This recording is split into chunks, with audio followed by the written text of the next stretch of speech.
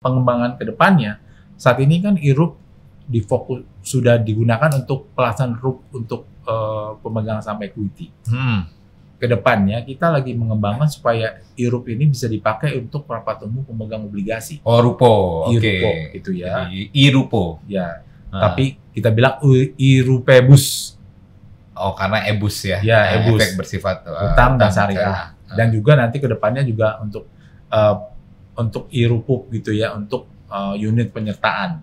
Jadi kan reksadana kan juga bisa melakukan RUPS. Platform-platform yang ada di Bursa Efek Indonesia bisa ditandemkan juga untuk kegiatan Easy Keseh, karena hasil RUPS-nya ini itu saat ini sudah bisa dilihat oleh semua investor. Jadi karena di dalam sistem kami ini ada kewajiban setelah RUPS itu wajib menyampaikan rangkuman risalah RUPS. Nah, rangkuman risalah RUPS itu sudah kita langsung kirim ke webnya Keseh. Oke, kembali lagi di podcast Cari Tahu, masih bersama Asosiasi Emiten Indonesia bersama dengan KSEI. Masih bersama juga dengan Pak Gus Rinaldi Ahyar, Kepala Divisi Jasa Kustodian dari Keseh. Nah, mungkin saya melanjutkan untuk sesi sebelumnya ya, yaitu terkait dengan IRUPS masih, dan kira-kira masa depan dan pengembangannya seperti apa sih terkait dengan IRUPS. Nah, Pak Gus, mungkin kita langsung masuk ke pertanyaan nih. Rencana pengembangan ke depan terkait dengan IRUPS seperti apa gitu ya? Apakah ada pengembangan oleh Keseh ke depan terkait dengan IRU-RPS biar mungkin emiten lebih nyaman, investor lebih nyaman lagi, dan juga benefitnya bisa dirasakan oleh stakeholder pasar modal? Ya, makasih Pak Sugirman. Jadi memang Keseh berusaha terus ya untuk supaya proses Easy Keseh itu semakin efisien, aman, user friendly gitu ya. Ke depannya, sehingga akan mendapatkan pasar modal dan juga pemegang saham dan emiten mendapatkan manfaatnya. Jadi ke depannya rencananya kami juga akan melakukan beberapa pengembangan. Pertama mengenai dengan Easy Keseh ini diharapkan ada integrasi dengan sistem-sistem lain. Gitu. Jadi karena Easy Keseh ini kan sistem itu bisa aja ditempel dengan sistem lain yang terhubung sehingga akan mempermudah sistem lain dalam kegiatan sehari-hari. Seperti contohnya, misalnya bisa aja nanti ke depannya Easy Keseh itu akan kita tandem dengan e-reportingnya OJK, gitu ya. E-reporting OJK, gitu ya. Dan juga peningkatan fitur interaktifnya. Jadi saat ini memang kalau untuk IRUPS ini memang kalau mau buat pertanyaan untuk mereka yang hadir di Easy Keseh di IRUPS, mereka hanya bisa chat, gitu ya. Ngechat kalau pertanyaan by chat. Jadi di chat, nah jadi emiten akan lihat mana pertanyaan yang masuk. Tapi nanti ke depannya kita bisa buat dengan caranya dengan video conference. Jadi nanti investor dikasih kesempatan untuk bisa nanya. Itu bisa juga. Open mic lah ya. Open mic gitu ya. Sehingga interaksi antara pemegang saham dan emiten akan terbentuk gitu ya. Untuk beberapa hal agenda mungkin yang perlu ditanyakan oleh investor-investor.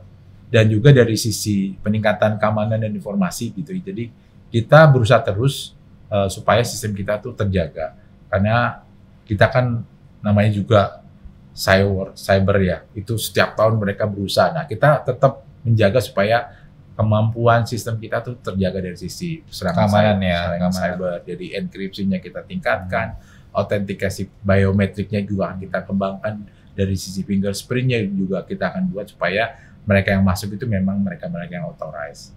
Dan juga tadi untuk analitik datanya di fitur-fiturnya nanti juga diharapkan pola partisipasi pemegang saham yang hadir RUPS juga bisa bentuk. Ini seperti apa sih mereka-mereka yang RUPS gitu. Jadi sehingga kita bisa membantu emiten untuk bisa mengetahui ini kira-kira tipikal investor seperti apa sih. Jadi bisa membantu emiten kalau misalnya ada kegiatan-kegiatan agenda-agenda RUPS-nya. Yang terakhir mungkin untuk dari sisi ini kita mengharapkan ada adopsi dari emiten-emiten gitu, dengan adanya edukasi, sosialisasi kepada masyarakat Indonesia bersama emiten, ini tingkat pemahaman investor mengenai penggunaan Easy akan semakin meningkat. Dan juga ini Easy diharapkan menjadi sebagai standar untuk penyelenggaraan elektronik RUPS gitu ya. Dengan demikian kedepannya Easy Keseh itu menjadi solusi utama untuk perusahaan-perusahaan yang ada di Indonesia. Oke, itu ya. Jadi untuk pengembangannya ya. Jadi dampak digitalisasi RUPS mungkin bisa jauh lebih dirasakan ya. Nah, terkait dengan tata kelola perusahaan sendiri, apakah dengan digitalisasi RUPS ini juga akan membuat dampak yang signifikan juga. Iya, Bagus. benar sekali sih Mas. Jadi kan di sistem EZIC itu akan ada peningkatan transparansi gitu ya. Jadi pemegang saham itu yang akan akses itu akan lebih mudah gitu ya. Jadi emiten mau melakukan kegiatan tuh bisa diketahui oleh semua pemegang saham melalui IRUPS. Jadi Dan partisipasinya jauh lebih banyak, betul, gampangnya ya. betul. Ya, Dan jadi- juga jadi meningkatkan partisipasi pemegang saham juga untuk jadi inklusi juga akan terbentuk gitu ya pada investor-investor. karena mungkin kalau kita lihat pengalaman sebelumnya mungkin RUPS independen seringkali akhirnya diulang beberapa kali ya. Iya. Karena partisipasi investor independennya, pemegang saham independennya nih kurang gitu ya. Justru dengan digitalisasi ini diharapkan partisipasinya terutama untuk RUPS independen lah ya. Iya, Itu bisa betul. jauh lebih tinggi juga ya. Karena ini kalau kami itu ketika rilis pemberitaan tuh langsung Hmm. ke email masing-masing investor. Jadi investor tahu, oh ada undangan RUPS nih. Berarti dia akan berusaha untuk hadir dan cara masuknya pun juga udah mudah gitu ya dengan sudah. Dan itu efisien. reminder beberapa kali ya. Iya. Untuk Kita RUPS ya. kirim beberapa kali dari mulai ketika iklan pemberitahuan, iklan Dan panggilan. pemanggilan. Jadi bisa tahu.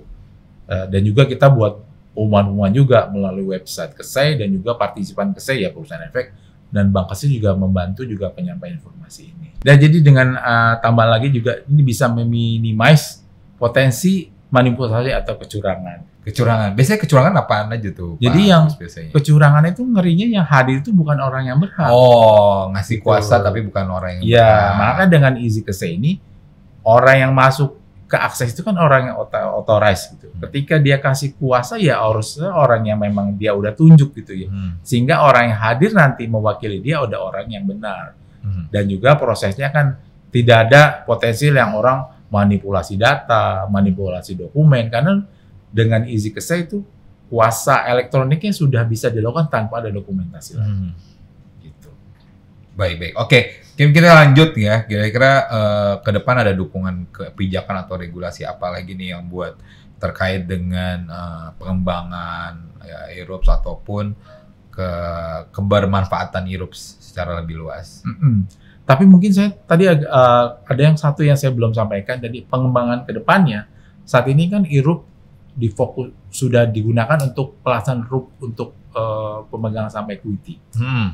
Kedepannya kita lagi mengembangkan supaya IRUP ini bisa dipakai untuk rapat umum pemegang obligasi. Oh, RUPO. Oke. IRUPO gitu ya. Jadi, IRUPO. Ya. Tapi kita bilang IRUPEBUS. Oh, karena EBUS ya. Ya, EBUS. Efek bersifat Utang dan syariah. Dan juga nanti kedepannya juga untuk IRUPUP gitu ya, untuk unit penyertaan. Jadi kan reksadana kan juga bisa melakukan RUPS. Nah itu juga kedepannya juga akan jadi implementasinya akan nanti diperluas lah ya. Betul. Tidak hanya di equity, tapi juga tadi bisa di fixed income atau di bond. Betul. Dan juga ada di efek-efek lainnya lah. Penyertaan. Ya. Unit penyertaan. Kedepannya itu sih yang kita akan kembangkan. Pak Gus, bicara terkait dengan implementasi elektronik RUPS ya, terutama di kawasan lah. Kita bicara nggak usah jauh-jauh deh, kawasan Asia Tenggara sendiri ya. Kita kan semuanya di kawasan Asia Tenggara semuanya punya bursa nih, punya custodian juga dan harus ada RUPS juga lah ya. Nah, kira-kira yang udah mengimplementasikan IRUPS ini negara mana aja sih? Iya. Terima kasih Mas Diman. Jadi dengan ada EZIC KESEI ini kita sih melihat bahwa ini Indonesia sudah menjadi role model gitu ya. Untuk sistem digitalisasi RUPS secara elektronik. Karena saat ini yang sudah ada dari negara ASEAN ini yang sudah ada pelaksanaan IRUPS dan e-proxy ini ialah baru Indonesia dan Thailand. Indonesia dan Thailand? Iya. Justru negara lain belum. Belum. Untuk kayak Singapura yang terdekat nih, yang maju malah belum punya. Belum punya. Jadi yang saat ini yang sudah ada Thailand dan juga Indonesia. Oh, Thailand Indonesia. Oke. Yang lainnya ya Malaysia, Singapura, Brunei itu belum ada. Belum ada. Jadi belum intinya ada. Sistem integrasi belum ada. Mungkin RUPS secara online-nya mungkin selama ini mereka udah melakukan kali ya. Cuman sistem yang terintegrasi. Betul, sistem terintegrasi dengan itu belum ada. Nah itu kita udah lihat semua dari sisi setiap negara ASEAN belum ada. Dan ini kita sih harapkan dengan adanya EZIC KESEI ini akan meningkatkan daya saing Indonesia di pasar modal ASEAN dan juga di negara Asia lainnya. Dengan adanya sistem-sistem secara elektronik dan dengan demikian ya investor asing kan jadi lebih mudah gitu ya. Mau hadir RUPS ya dia cukup dari easy ke saya aja. Jadi mereka untuk invest di Indonesia memberikan kepercayaan dan memberikan dampak interestingnya mereka untuk bisa invest di Indonesia dengan adanya easy ke saya. Itu paling mas yang kita harapkan. Baik. Jadi easy ke saya sendiri atau e-Rups yang disediakan oleh KSEI ini sudah menjadi role model terkait dengan pelaksanaan RUPS yang terintegrasi lah ya secara elektronik. Baik. Mungkin terakhir nih dari bahasan kita nih, kira-kira harapan dari KSEI sendiri terhadap masa depan e-RUPS ya, ataupun keterlibatan emiten di dalamnya itu seperti apa? Ya, kalau kami dari KSEI ini berharap gitu ya bahwa e-RUPS Easy KSEI ini nih atau e-RUPS ini menjadi standar utama untuk pelaksanaan RUPS. So far, kalau yang kami lihat bahwa ini dengan POJK 15 dan 16 itu sudah mendukung, sudah mengarah ke situ. Karena dengan POJK itu semua pelaksanaan itu sudah by elektronik. Tapi memang peningkatan adopsi kepada emiten itu kami harapkan meningkat terus gitu ya. Jadi diharapkan emiten semakin banyak yang menggunakan Easy KSEI, dan juga ini dari sisi efisiensi dan transparansi akan terbentuk, dan juga untuk meningkatkan dari sisi governance juga, GCG-nya juga nanti akan terbentuk juga, dan juga tingkat partisipasi investor itu semakin meningkat karena kan semua investor itu sudah bisa masuk Easy KSEI. Karena saat ini memang kalau lihat dari penyebaran investor memang masih ada 30% lebih lah investor itu tersebar di luar Pulau Jawa. Walaupun memang saat ini memang terkonsentrat hampir 70% itu di Pulau Jawa. Nah 30%-nya gimana nih? Ya tadi kita sediakan dengan Easy KSEI sehingga investor dari Papua, dari Sulawesi itu bisa hadir di RUPS dengan elektronik tanpa dari si emiten menyediakan ruangan yang besar dan juga akan mengurangi biaya-biaya dari sisi emiten. Dan juga mungkin proteksi terkait dengan data-data yang ada. Betul. Dan ini juga akan terbentuk integrasi ekosistem pasar modal nanti ke depannya dengan adanya Easy KSEI, di mana nanti e-reporting bisa kita coba tandemkan. Dari sisi nanti juga kebetulan kami juga punya S-Invest, nanti kalau nanti ke depannya untuk reksadana juga bisa, dan juga kalau ke depannya untuk e-Rupebus sama itu bisa terbentuk juga, itu bisa mendukung semua yang ada, dan juga platform-platform yang ada di Bursa Efek Indonesia bisa ditandemkan juga untuk kegiatan Easy KSEI, karena hasil RUPS-nya ini itu saat ini sudah bisa dilihat oleh semua investor. Jadi karena di dalam sistem kami ini ada kewajiban setelah RUPS itu wajib menyampaikan rangkuman risalah RUPS. Nah, rangkuman risalah RUPS itu sudah kita langsung kirim ke webnya KSEI. Nah, dari informasi ini sebenarnya bisa dipakai informasi kami, kita bisa tandemkan nanti ke platform yang ada di bursa atau di OJK, sehingga nanti investor mungkin bisa melihat nih hasil RUPS seperti apa sih, itu bisa kelihatan langsung. Jadi akan mempermudah aksesibilitas dari investor untuk mengetahui hasil RUPS ke depannya. Oke, terima kasih Pak Gus Rinaldi Ahyar, Kepala Divisi Jasa Kastedian dari Kastedian Sentra Efek Indonesia, yang sudah berbagi kepada kita semua Sobat Cari Tahu yang terkait dengan e-RUPS, implementasinya dan manfaatnya bagi emiten juga investor. Semoga teman-teman semua bisa memanfaatkan fasilitas e-RUPS yang telah disediakan, bisa ikut proksinya, mau proxy, mau e-voting, silahkan dimanfaatkan. Dan kita bisa berkontribusi jauh lebih banyak ya terhadap keputusan-keputusan emiten, dan juga berkontribusi terhadap pasar modal Indonesia ke depan. Terima kasih. Sampai ketemu di sesi podcast Cari Tahu lainnya oleh Asosiasi Emiten Indonesia, juga bersama dengan Kastedian Sentra Efek Indonesia. Terima kasih. Salam sukses. Maju terus pasar modal Indonesia. Terima kasih Pak Gus.